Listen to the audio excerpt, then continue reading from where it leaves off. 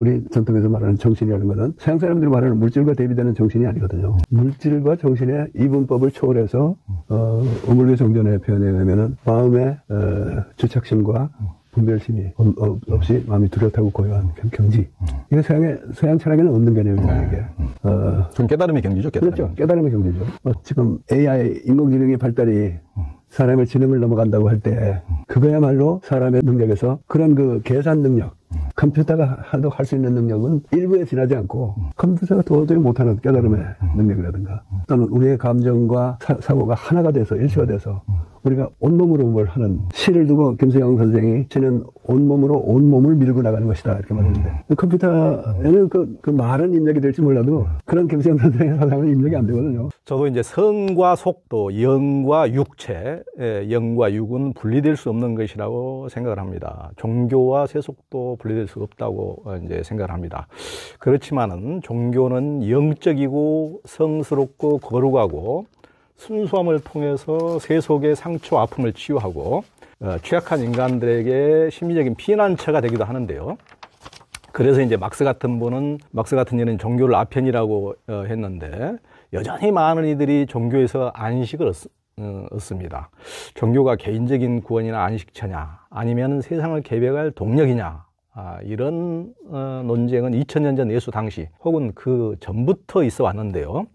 기독교도 예수님의 본뜻이 이제 주기도문에 나오듯이 하나님 나라가 여기에 이제 실현되느냐, 즉 공의가 살아있는 지상 천국을 여기서 만들겠다는 현세에서 그런 것이 본이다는 주장도 있지만은 이제 한국에서는 여전히 예수 믿고 천국 가자 이런 유의 분들이 훨씬 많고 어느 종교나 현세 천국 극락을 위해 노력하기보다는 개인적으로 천국 가고 극락 가고 복을 얻고 개인적인 안식을 얻으려고 기도하는 신자가 대다수인 게 현실입니다. 그 백 선생님은 개인이 바뀔 때까지 이제 우리는 기다릴 수밖에 없다고 변화를, 이를테면 계획 세상을 선후관계를 두는 게 개인이 먼저냐 전체가 함께 이렇게 해야 되느냐 선후관계를 두는 건 속임수 같다. 개인을 먼저 두는 건 속임수 같다. 이렇게 말씀하셨는데 왜 그렇게 보셨습니까? 종교가 안식처가 되는 거, 네. 사람들에게 위로를 주고 안식을 주는 종교냐, 네. 아니면은 개벽의 동력, 근본적인 변화를 가져오는 게 중요해요. 사회 변화, 세상의 변화를 줘야 하느냐. 그걸 나는 그렇게 너무 이분법적으로 생각할 필요는 없다고 봐요. 네. 아니 아무리 열성적인 운동가라도 또는 뭐 독립운동하는 사람이라도 그리고 동가식 서가숙하는 운동가라도 하루가 끝나면 어딘가에 들어가서 잠을 자야지 그다음에 또 활동을 할 거 아닙니까? 그렇죠. 그게 말하자면 안식처거든. 예. 자기 집에서나 하든. 그러니까 종교도 사람들에게 위로를 주고 안식을 줘서 더 활동력을 높여주는 그게 나쁘다고 볼 건 없고요. 다만 그것만 하고 세상 바꾸는 건 이건 다 뭐 예수님의 뜻에 어긋나는 것이라든가 그건 종교가 아니라 정치다 뭐 이렇게 나가는 거에 대해서는 이제 우리가 해야 되는 거고 그런 주장을 하는 사람 중에서 그 약간 수정해서 그걸 표현하는 분이 아니 뭐 세상 바꾸는 것도 좋고 정치 변화도 좋은데 그건 네가 먼저 제대로 바뀌고 수양이 다 된 다음에 해야지 옳지 않냐. 수양이 안 된 사람이 그런 것부터 하면 어떻게 하느냐, 이제, 이런 건데, 일리가 있는 말이지만은, 이것도 일종의 속임수가 될 수 있다고 한 게 이제 내 주장이었어요. 사람이 자기 자신의 변화나 자기 개혁, 또는 유교식으로 말해서 수신을 완전히 그건 내팽개치고 세상만 바꾸겠다 그러면은, 그거는 잘못된 거죠.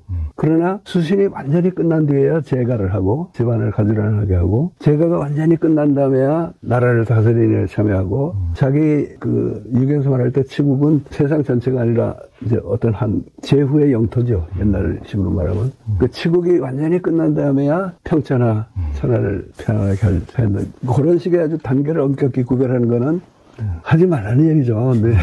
괜히 껍적대고 나서지 말고 그로 너 수양이나 해 하는 얘기가 되니까 그거는 나는 이제 속임수라고 보는 건데 반면에 이걸 너무 이분법적으로 해서 그거 하는 거는 그것도 또 지나친 거라고 봅니다. 막스의 경우는요. 그가 종교가 민중의 아편이다라는 말을 한 게 사실이고 또 굉장히 그 반종교적인 그런 게 강했던 사람이죠. 그러나 이거는 우리 막스가 살아온 서양 세계, 서양 사상 전통의 그 맥락에서 이걸 이해해야지. 첫째, 우리나라에는 막스가 말하는 그런 종교가 없었어요.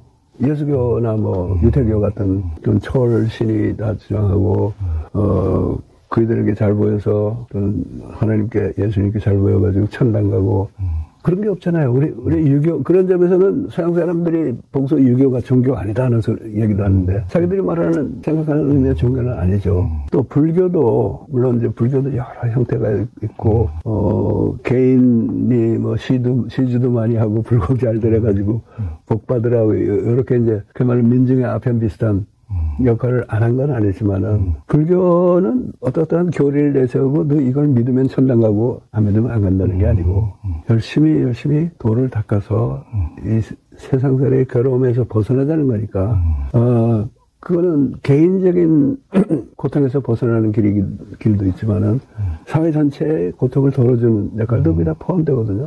그래서 그 막스가 생각한 막스의 반종교 사상이라는 거는 서양 특유의 풍토에서 그러니까 중세 가톨릭 교회가 중세 가톨릭 교회의 업적이나 공적을 저는 부인하고 싶지 않아요. 그것도 중요한 역할을 했습니다.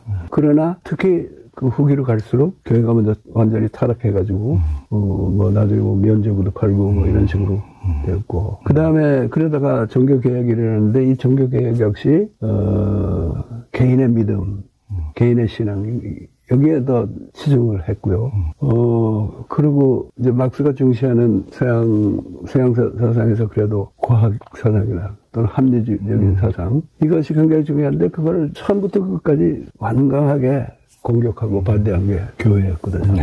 그러니까 막스로서는 인류가 제대로 진보하기 위해서는 이 교회라는 미신 소굴을 우리가 제거해야 된다는 그런 신념을 갖고 있는데 우리나라에서 이제 진보주의를 한다는 사람들이 그거를 완전히 맥락이 다른 사회로 가져와 가지고 종교 안 믿고 뭐 하여간 종교적인 건 무조건 민중의 아편이다 이렇게 말하는 거는 저는 그건 이제 서양 중심주의 근대주의에 물든 결과라고 봅니다. 그래서 우리는 우리 나름대로의 지금은 종교라고 부르지만은 당시에는 종교라고 부르지도 않았던 그런 사상의 흐름들이 있고 전통이 있으니까 그 전통 속에서 그런 종교 창시자들 그 위대한 스승들의 가르침을 우리가 어떻게 소화하는 것이 정말 막스가 꿈꾸던 세상을 만드는 것하고도 오히려 부합하고 예수님이 선포하신 하나님의 나라, 정의의 나라, 공의의 나라 하고도 부합되는가 이걸 우리가 새로 우리 시각으로 연말을 해야지 너무 그런 분들 막스가 어떻게 말했으니까 어떻다. 또는 현대 우리나라 교회들이 너무 타락해 있으니까 이거 싹 쓸어버려야 된다든가 그렇게 나가는 거는 좀 대책이 아닌 것 같아요. 제가 생각하기에는 이제 종교라는 게 뭐 인간이라는 게 이제 워낙 심리적으로 취약한 존재고 약한 존재니까 어떤 심신의 안정과 도움이 필요한 안식처가 분명히 필요하고 종교가 그 역할도 하고 또 반대로 사회의 어떤 변혁의 동력 역할도 분명히 하는데 이제 실은 이제 백낙정 선생님께서 이게 속임수라고 얘기한 대목은 자기들의 어떤 기득권 수호를 위해서 유리한 쪽으로 경강부회하는 것이 종교가 또 강한 또 측면이 있기 때문에 그 부분이 속임수가 아니겠느냐. 저는 이제 그런 식으로 이제 생각을 했거든요. 가령 예를 들면은 대부분의 이제 뭐 기독교라든가 카톨릭의 이제 100여 년 전에 200년 전부터 선교사를 파견한 곳이 다 프랑스나 영국이나 미국처럼 제국주의였기 때문에 그들이 굉장히 선교사들이 먼저 파견돼서 정보보고를 하면서 제국주의 앞잡이 노릇도 했지만은 그러면서도 그 이제 제3세국의 그러니까 피지배국 식민지국들에 파견돼서 그 나라에는 현실 참여를 전혀 해서는 안 된다는 설파를 계속 했거든요. 그래서 한국에 온 선교사 중에서 스크랜튼 같은 사람은 독립운동을 많이 돕는 선교사들도 물론 이제 있었지만은 대부분이 이제 현실 참여를 독립운동도 해서는 안 된다. 종교라는 것은 신앙만 해야지 이를 세속으로 이렇게 나가서 이렇게 뭐 변혁운동이니 뭐 이런 식으로 그걸 하면은 종교의 신앙과는 전혀 어긋난다는 주장을 대부분이 해왔는데, 이제 기독교뿐만 아니고, 예를 들면 이제 카톨릭에서도, 뭐 원산 같은 데서는 베네딕토, 독일에서 온 베네딕토와 또 대부분은 프랑스에서 온 선교사들이 카톨릭의 주류를 이루는데, 프랑스에서 온 선교사들이 수도원끼리 이제 우리들은 전혀 현실에 일제가 뭐라고 그러든지 현실을 바라보지 말라고 주장을 하면서도 2차 대전 때 자기들이 고국끼리 싸우니까 여기서 수도사들끼리 서로 옆 수도원들끼리 박터지게 싸운단 말이에요. 저 고국이 서로 적대시하고 2차 대전에 싸우고 있으니까 여기서도 자기들은 현실 참여하지 말라면서 여기 와서는 자기들은 이제 꼴도 보고 싶거든. 그 상대국에서 자기 부모 형제가 죽는데 가만히 있을 리가 없죠. 그러니까 앞뒤가 전혀 맞지 않는 거죠.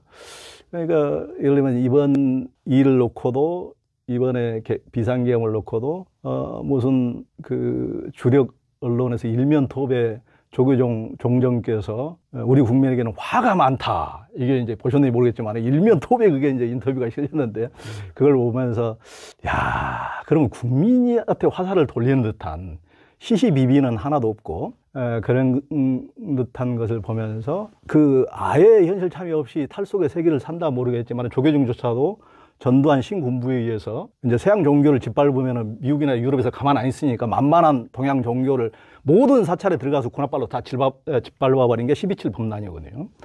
그래서 그들이 어떤 수십 년 동안, 40, 50년 동안 깊은 트라우마를 갖고 그것에 끊임없이 악유를 하면서 굉장히 큰 보상도 받아내고 지금까지도 매년 12.7 범란 행사를 그 트라우마를 해소하기 위해서 행사를 해오는데 자기들 내부에는 그런 비상계엄에서 깊은 트라우마를 입고 엄청나게 화덩어리가 있으면서 국민들에게 화가 많다? 전혀 남 얘기하듯이 이런 식으로 전혀 경강부의 얘기를 하니까 전혀 이게 앞뒤가 안 맞는 것이고 예를 들면 뭐 순복음교회도 우리 이영훈 목사님께서 저도 개인적으로 이영훈 목사님 잘 압니다만 이번에 우리는 이번 사태를 놓고 전부 다 기도해야 된다. 그러니까 기도를 안 해서 이 나라가 이렇게 되는 것이 아니고 사람들이 관심을 안 갖고 참여를 안 해서 이 나라가 이렇게 되고 참여를 한 사람들이 지금 이 나라를 구제하고 있는데 그러면 참여하지 못하게 끌어들이겠다는 피신처로 지금 끌어들이겠다는 의도밖에 안 보이는 거거든요. 야, 이게 종교인들이 자기들의 어떤 기득권을 위해서 앞뒤가 다른 이런 모습을 보이는 것이 아닌가. 저는 이제 이런 생각을 해서 그것이 바로 백 선생님이 말씀하신 속임수가 아니냐. 이렇게 생각을 합니다. 그렇지만 분명히 종교의 안식처적인 측면을 저는 도의시하는 것은 아니고 분명히 안식적인 측면이 있죠. 아까 순수문학 얘기를 하셨는데 내가 우리나라의 순수문학에 대해서 박하다 그런 말씀을 하셨잖아요. 근데 난 또 어떤 얘기를 했냐면 우리나라의 순수문학 한다는 분들이 사실은 진짜 순수한 문학을 한 게 아니고 그걸 나는 순수주의라고 불렀습니다. 지금 교회 얘기를 교회나 종교 얘기를 하셨듯이 그렇게 그 종교적 순수성, 문학적 순수성 주장하는 분들이 자기들 이해관계가 뭐 박터지게 싸우고 그럼요. 또 큰일 납니다. 정치에는 얼마나 많이 정치 권력에 아부하고 합니까? 그 뭐 선생님은 잘 모르실 겁니다. 저는 너무 가까이서 많이 봐가지고 나는 그 종교계의 그런 내막은 모르지만은 우리가 한국의 그 순수문학, 소위 순수문학을 비판하고 나왔을 때 그 문단 내에 소위 순수문학 주장하는 분들이 얼마나 정치적인가 하는 거는 잘 알고 있었거든요. 이게 비슷한 현상 같아요. 그러니까 이제 사람들이 현실 참여를 못하고 반박 저항을 못하도록 물타기 하는 또 측면이 강한 거죠. 종교들도 실은 뭐 윤석열 정권에서 대형교회 목사들 얼마나 가깝게 드나들면서 굉장히 이득을 취하고 복막으로 삼고 자기들 비리 은폐하고 이렇게 살면서 이제 이런 분위기에서는 다시 기도합시다로 하는 것은 바깥으로 거리로 나가지 말고 기도합시다. 그건 이제 도와주는 거거든요. 물타기에. 이 나라 미래를 위해서 어떤 그런 마음으로 하는 것이 아니고 그걸 잠재우기 위한 하나의 수단으로 하기 때문에 그런 것이 백 선생님이 말씀하신 속임수다. 이렇게 볼 수 있습니다. 개벽 종교의 전통에서는 가령 원불교에서는 선을 중시하지만 무시선, 무처선 얘기를 해요. 무시선이라는 말은 뭐 원래 옛날부터 불교에 있던 말인데 그렇죠. 그러니까 꼭 선방에 앉아서 참선하는 것만이 선이 아니고 시도 때를 그렇죠. 가리지 않고 그때 적절하게 대응하고 또 마음 공부를 하고 하는 것이 그게 선이다. 이런 얘기거든요. 그러니까 기도합시다 라고 했을 때도 사실은 우리가 지금 나와서 응원봉 휘두르고 하는 게 이게 우리의 기도입니다. 이렇게 말하면은 그쪽에서 할 말이 없어질 거예요. 그쪽에 나가면 헌금이 안 들어오니까요. 이 안에서 기도를 해야 헌금이 들어옵니다. 그 백수 선생님은 이제 개인적인 영성만 강조하는 경향은 자칫, 즉 너보다 내가 더 거룩하다 하는 우월감을 불러일으킬 수 있는 위험이 있다고 하셨는데, 그렇게 보시는 이유가 뭡니까? 영성, 그러니까 요즘 이제 영성을 강조하는 사람이 많은 거는 기성 종교에 대한 신뢰가 땅에 떨어졌잖아요. 그러니까 나는 종교는 아니지만은, 종교는 아니고, 영성은 지키겠다. 아주 훌륭한 자세죠. 근데 영성이라는 게, 그게 이제 자칫하면은, 나 개인만의 영성. 그 개인만의 기성 종교에서 예수 믿고 천당 가고 하는 그 개인적인 구원을 강조하는 것하고 비슷하게 나는 그 천당이니 예수님을 안 믿어도 나의 영성을 함양하겠다 하는 걸로 그걸로 자족할 우려가 있는 거예요. 자족하다 보면은 일종의 그게 자랑이 되죠. 너보다 내가 더 영적이야. 그게 이제 너보다 내가 거룩하다 하는 거는 영어로는 holier than thou라고 그러죠. holier than thou. 그 예수가 아주 싫어하신 바리새인들 같은 사람들. 그 바리새인은 타락한 종교인들은 아니에요.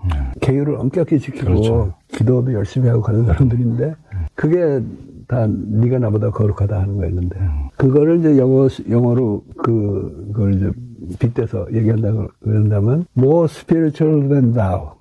너보다 내가 더 영적이야 하는 자랑이 되는 거죠.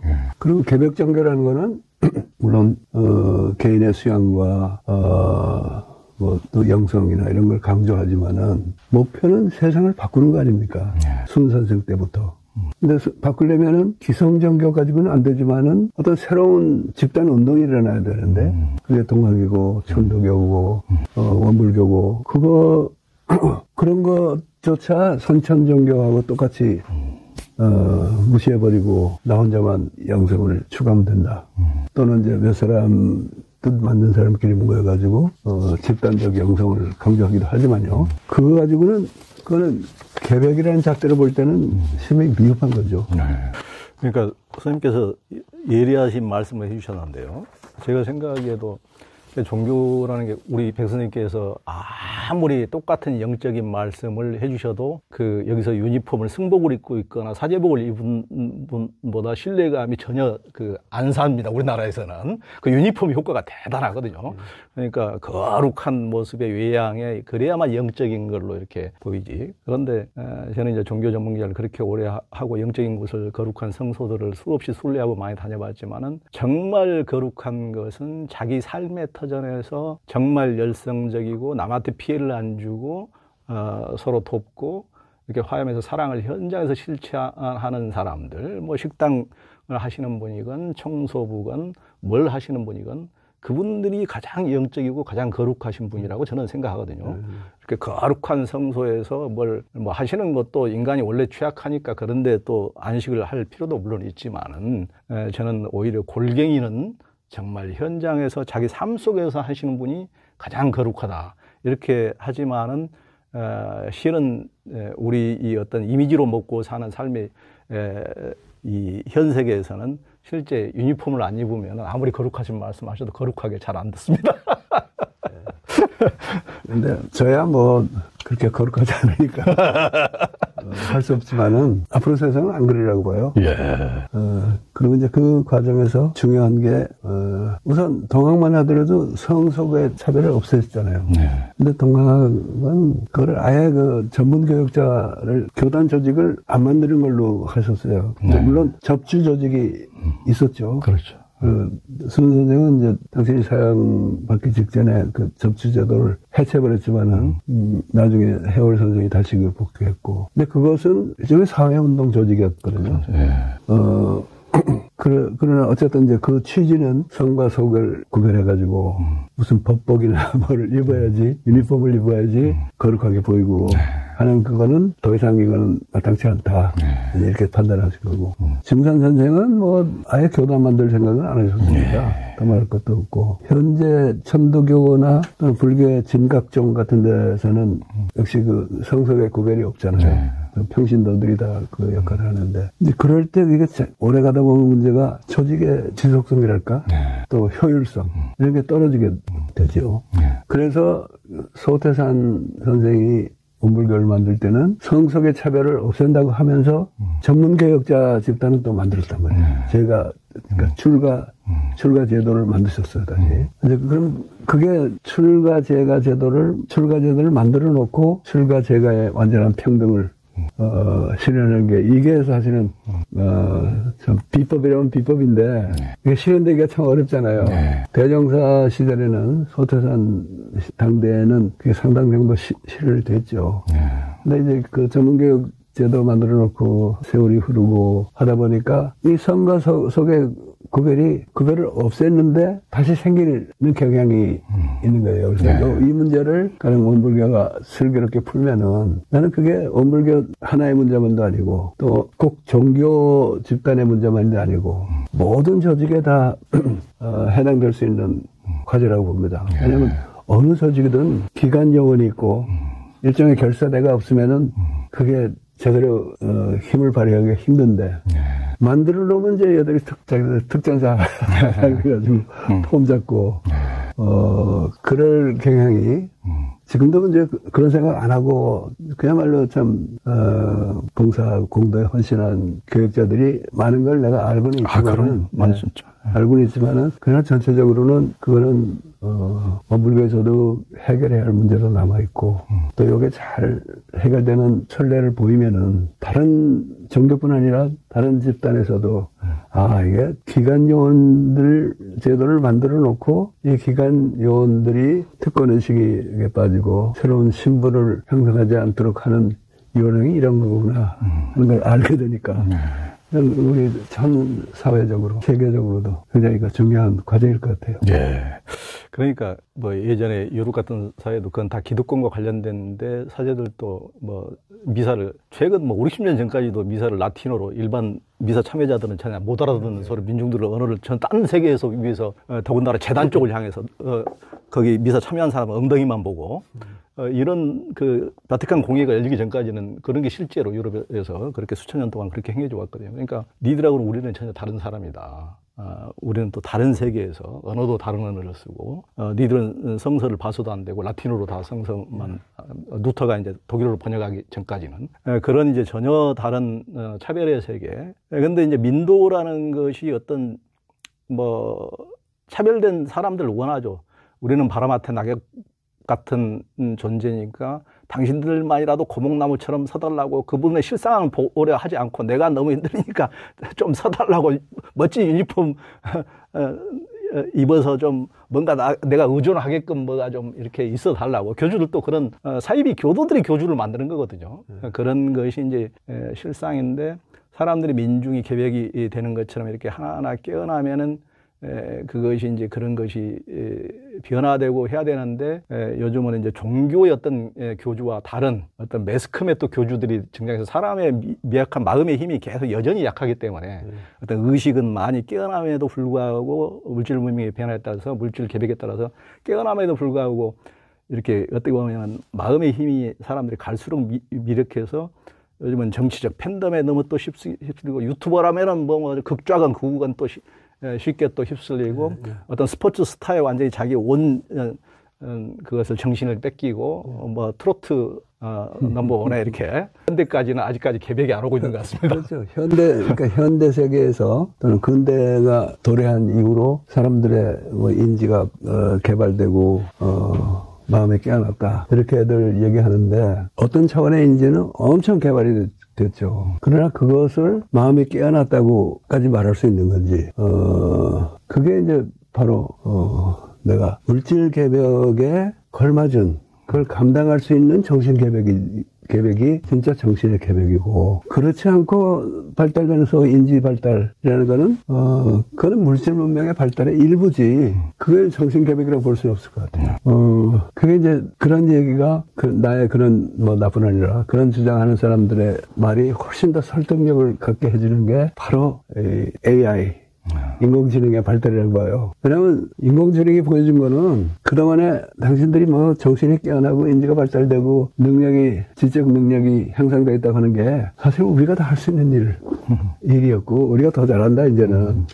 그러니까 그것이 인간의 정신 능력의 본질이 아니고 그건 오히려 인간이 물질 능력의 정신과 개벽표 원불교의 개격표에서 말할 때 물질의 개벽되는 정신을 개벽하자 했을 때 그 물질 개벽의 일부의 현상이고 그게 정신의 개벽이라고 착각하면은 그 이제 물질의 노예가 되는 한 가지 방식이죠. 한 가지. 그래서 그게 아닌 정신이 어떤 것이냐. 뭐 여러분들이 말씀해왔지만은 원불교라든가 우리 전통에서 말하는 정신이라는 것은 서양 사람들이 말하는 물질과 대비되는 정신이 아니거든요. 물질이라는 그런 존재자가 있고 거기에 대응하는 정신이라는 그런 존재자가 있는 것이 아니라 물질과 정신의 이분법을 초월해서 원불교 정전의 표현에 의하면은 마음의 주착심과 분별심이 없이 마음이 뚜렷하고 고요한 경지. 이게 서양 철학에는 없는 개념이에요. 이게. 그건 깨달음의 경지죠. 그렇죠. 깨달음의 경지죠. 서양에도 그런 깨달음을 추구하는 사람들은 그 경지를 맛보지만은 서양의 철학에는 없는 개념이에요.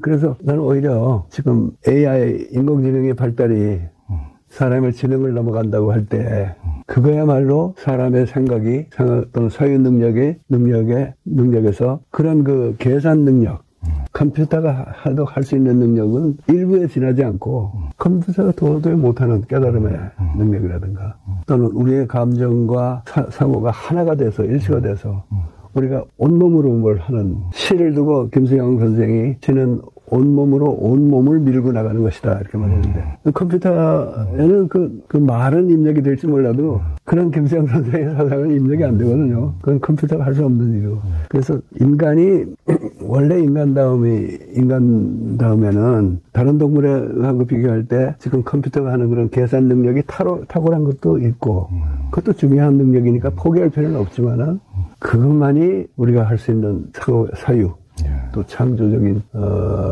경험의 전부라고 생각한다 그러면은 그야말로 물질 문명의 노예가 되는 길이죠. 그렇죠. 그러니까 좀 말씀해 주셨는데 하여튼 근대 철학의 하여튼 비조가 데카르트라는데 나는 생각한다. 그래서 고로 존재한다. 그런데 아까 소태사님께서 말씀하신 그런 깨달음의 경지는 생각 이전의 경지이기 때문에 생각이라는 게 뭐 너무 허접하기 때문에 뭐 고귀한 이렇게 노벨상을 받을 만한 생각도 있지만은 작품화되고 예술도 있지만은 대부분의 우리의 생각들이라는 게 너무 허접하고 어떤 사육 편정에 휩쓰여서 드러나는 것이 많기 때문에 그것이 내 존재 가치를 증명할 수는 없는 것이다. 그 이전에 완전히 공으로 돌아가서 생각 이전에 진짜 평정한 경지를 가보지 않으면은 온전한 생각과 온전한 삶이 이루어질 수 없기 때문에 데카르트 이전의 생각을 근대 철학 이전의 지금 생각을 소태사님께서 말씀해 주시는 거죠. 근데 근대 철학 이전에는 데카르트하고 좀 다른 생각을 하는 그런 경향이 더 많았다고는 하지만은 서양 철학의 주류는 적어도 플라톤에서 시작할 때부터는 있는 것 유무를 따질 때 유의 세계에서 유의 본질이 무엇인가 또 있는 여러 그런 하이데가는 그걸 존재자라고 표현하는데 존재자들의 공통된 보편적인 특징은 뭔가 이걸 탐구하는 게 형이상학이었거든요. 근데 이제 데카르트의 경우는 아시겠지만은 데카르트가 그 명제가 나온 거는 과연 내가 존재하는가?